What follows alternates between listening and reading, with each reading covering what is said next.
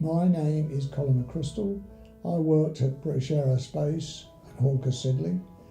I was in flight test, instrument lab flight test, in the 70s, 60s and 70s.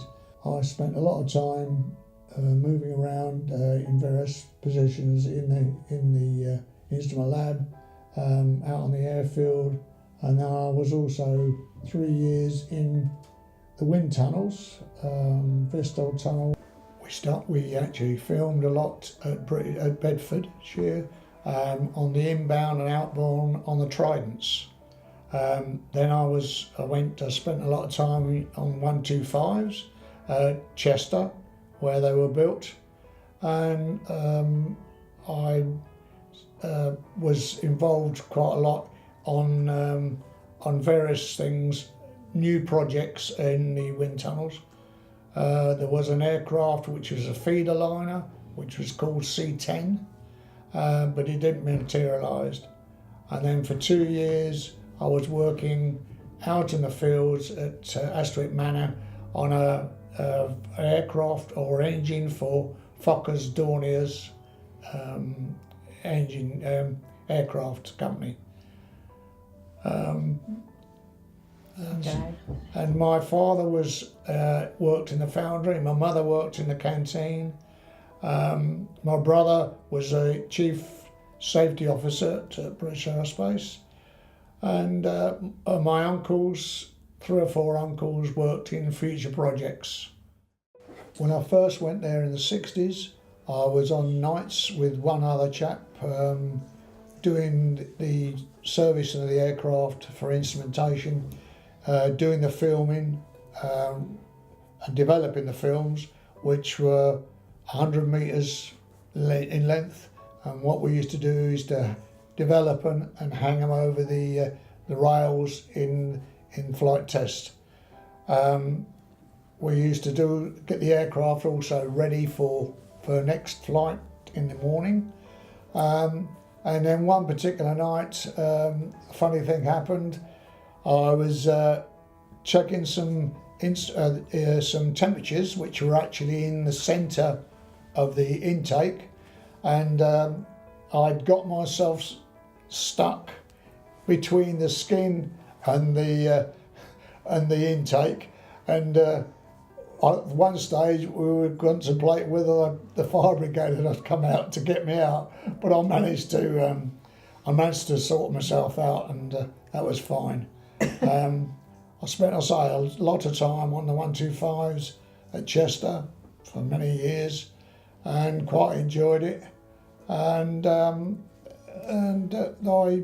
my boss was a man called Johnny Marshall, which was great. And also I was involved with a flight test, and the night that the aircraft that crashed, I spoke to Braxton Brown on the runway, and he told me in no means terms that if they didn't get their backside in gear, he'd actually call it off. And when I went I had to go up to Gatwick, Heathrow, for a job that had to be done on a Trident, and we went into the airport, and we were told by somebody on the staff that one of our aircraft had crashed, and I didn't believe them, but it was true. And Braxton Brown and people like Errington and people like that got killed. So it was a very sad day. I lived through 3 redundancies through all the crashes that we had, 2 crashes that we had, and the 125 that crashed, I was involved with that. There was a funny thing that happened on nights in the experimental department. The foreman came on board to look at the aircraft, to check things, and he didn't realise that they normally would put a stand at the rear end of the aircraft, and it was forgotten. It wasn't put on. And he was talking to men in the cockpit, and then he walked down, right the way down the aircraft itself, and there was men working, but they didn't realise because of his weight, it actually moved, and the aircraft slowly tilted up from the cockpit and landed up in between the joists of the roof in the experimental area.